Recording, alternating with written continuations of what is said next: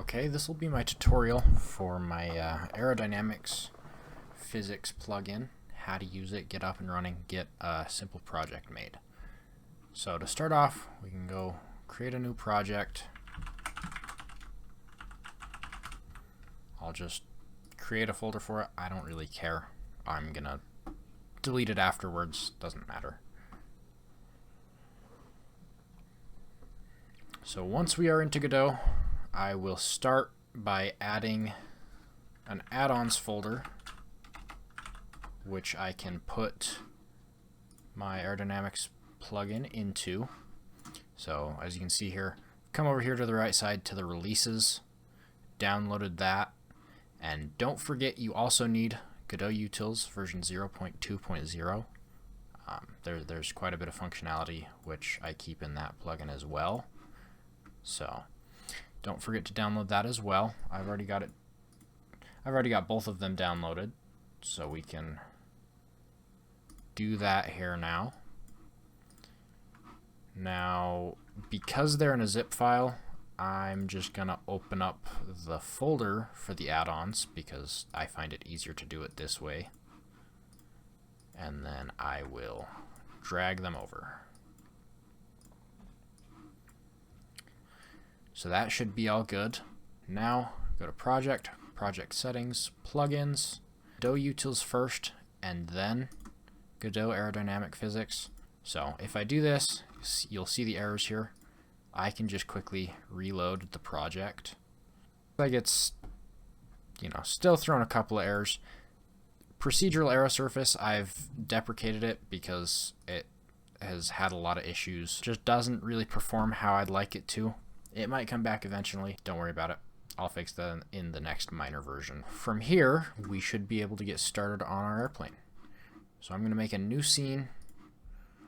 I'm going to add a CSG box just because I find it easy. I can just make it really big, turn on collision for it, and that'll be the ground for me. I have also prepared an asset here, a model that I found for a Cessna 172. So what I'm going to do in preparation is I'm going to add an aero body node. So this is the main node. It's really a vehicle body node. I've put a script on it for to make it into an aero body to make my aerodynamic physics work. You are going to want to have your collision shape on it. I will add a capsule shape. Maybe I'll hide that right now as well. So as you can see, got the capsule shape. It'll make one of the warnings go away. Another thing that just kind of exists is linear damping and angular damping, which in plain Godot without any add-ons acts as a sort of drag. We don't really want that because the aerodynamic physics has drag to it. So we can come over here, linear, set that to replace, and angular, set that to replace. And then once we do that, the warning goes away. Now that we are here, I'm going to drag that onto there. Great, that's a plane. The convention is that the forward direction is -x. So as we can see here, this is actually pointing towards +x. So I'm just going to flip it around 180 degrees. I'm also going to position the aircraft in a little bit better of a position for where I want the center of mass. You need to set the center of mass. If it's set to auto, it'll try to find a close center of mass to your collision shapes. But we don't want that because the center of mass is very important for airplanes. We set it to custom. By default, it's set to the center, and that's usually the easiest way to edit the aircraft. As you can see here, there's the green y-axis line and the blue z-axis line. I'll line up the origin there is kind of where I think the center of mass should be. I know for a Cessna it should end up being somewhere about there. Not exactly perfect. And then from this point, I'm just gonna build out my airplane a little bit. I might fast forward for this because this part is kind of the boring part.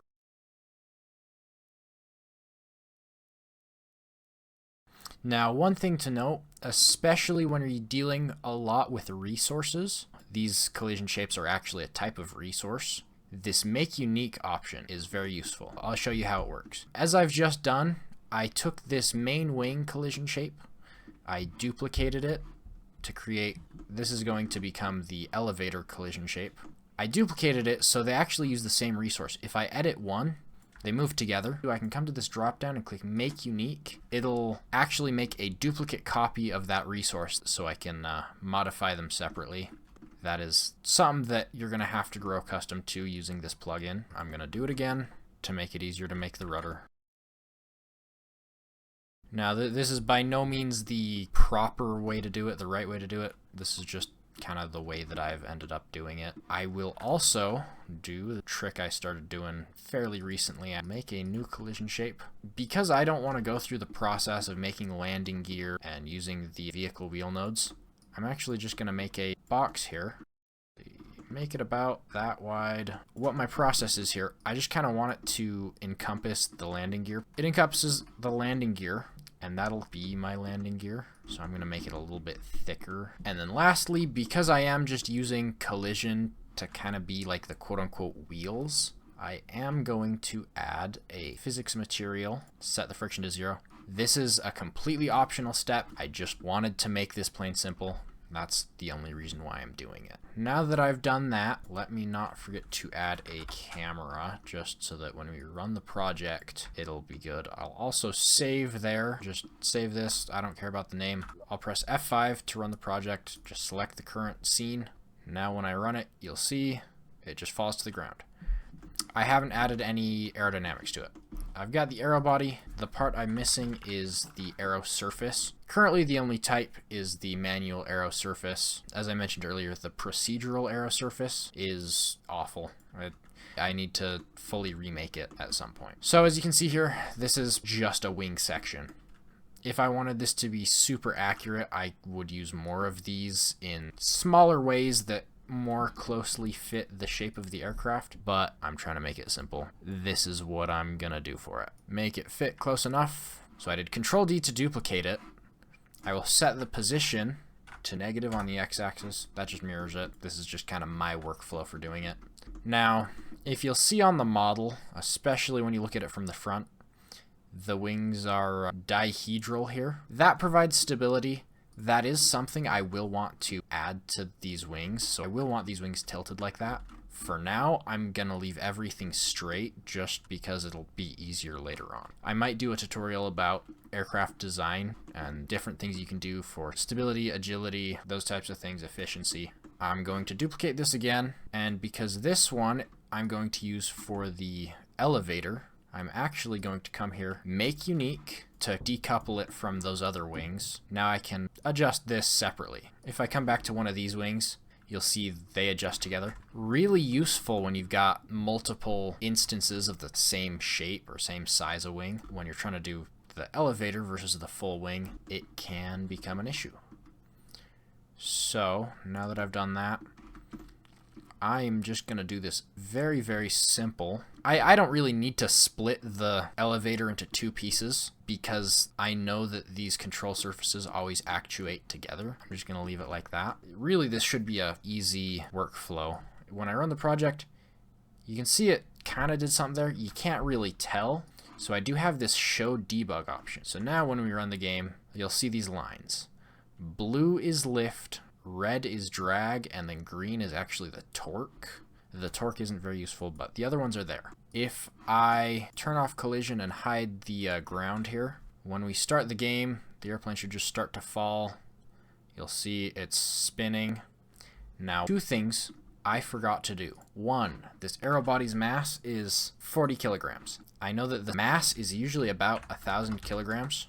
Also, under the project settings, if we go over here to physics and 3D, make sure advanced settings is turned on. Down here you have the sub-steps. This will be the solver iterations, the accuracy of the simulation. For something that flies fairly slow and stable like a Cessna 172, I can set this to something maybe like 4 sub-steps. You can go however many you need. So we've got some extra sub-steps there. Now when we run the game, it behaves a bit more like we would expect. So you can see the lift and drag start to form. I believe we're actually falling backwards. Now we're starting to tumble. One thing we will want to do here, this will take some tuning no matter how you do it, but I have a nifty little tool inside Godot utils. So it's this thruster. It's actually a full class. So we can come up here, add a child node, search up thruster. It's just a little marker 3D. These used to be called position 3D nodes. Just a nice little axis marker. So I'll put it right there about where the engine is. I know that the thrust of these Cessnas is somewhere around 2,500 newtons. Now again, when I run the game, it's still kind of hard to tell what's going on, but it looks like we may still be tumbling. I'm actually going to turn the collision back on for the ground and then move everything up a little bit. I don't want everything to be under the 0 position. I just like to think as 0 as sea level because that's what it's supposed to be. Okay, so now that we've done this, let me think, what else do I have? I think this should slide along and then fall off the edge and do something. If we have a little bit of speed, it might help it. I mean, it looks like it's flying. Maybe I will add an environment just so that we can a little more information on how we're flying. Okay, so it looks like, yep, we fall off, then we start to get into an oscillation. That's the physics part of it done. What I can do now, I will actually extend this script. This will be pretty simple of a script. What I'm going to do is every physics tick, I'm going to do control. Well, let me just type this out. I'm not going to bore you. And then another thing, I realized while I was writing that script that I forgot to do, I forgot to change the names on any of these, which will be pretty useful. So I'll just say wing R for the right wing, wing L for the left wing. Okay, so this is a very, very simple version of the control script. So all it does is it checks for my input. I'm setting the rotation of this elevator. I am changing the rotation of the x-axis using the up and down arrow keys here. So that will let us control our pitch. You can't do much flying just with your pitch here. So I'm going to incorporate some roll. So we can do something similar here. We can say aileron L dot rotation dot X. If we're looking here, we do want this aileron to actuate on like the x-axis. That's how we know it's X. We're going to say is equal to the input.z. It'll just use this value right here. So UI left, UI right. To get the roll, what we want to do, have the entire aircraft roll to the right like that.